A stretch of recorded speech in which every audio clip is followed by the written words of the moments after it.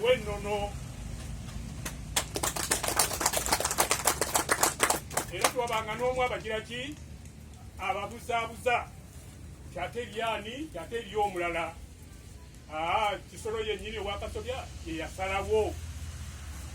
Omusango guno tumaze ebbanga ddeneko nga tugonkana ne bannaffe abo bazzukulu baffe abaali beefudde ate bajjajjaffe abaali baagala okwegira ki okwefudde bajjajjaffe.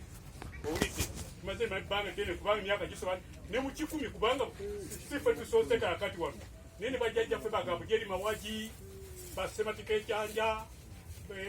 Kati okutuuka ku mulembe guno Mukama ffe be yagira ki be yatongoza nti ffe tujja okumaliriza ki ensonga eno.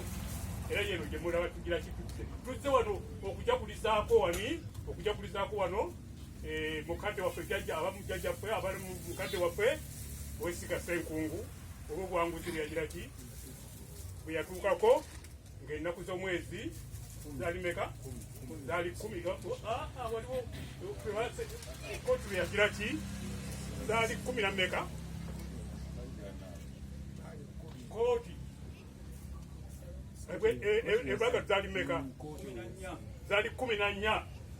Kooti yasalawo nga nnaku z'omwezi 14 mu maaso ga Kisolo nemukwasa nemuga nti sebujjajjaffe watuwa obuyinza obw'okunoonyereza naye tuzudde nga Ssenkungu omutuufu yaani yemutamye Muwanga ono gwemugira ki omulaba mu ntebe wano eyobwaki eyobwa Ssenkungu. Entebe eyo yabajjibwa muzzukulu we omugenzi Mutaya Mukomazi eyatufaako nga tutalabye nakuki tutalabye yali yeesunga okugira ki okutuuka ku mukolo guno ffe gwe tugira ki abali wano mwebale nnyo okusaba okulaba nga mmwe mugize eki mmwe mutuuse ku lunaku luno.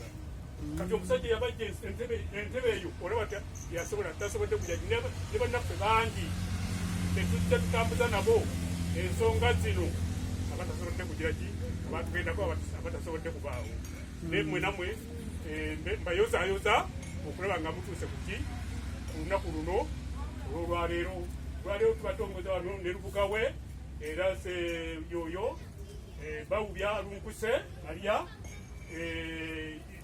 ye lubuga waani kubanga omukolo teguyinza kubulako ani lubuga obusika bwonna kubanga buno busika si kulya bale bawoza nti gundi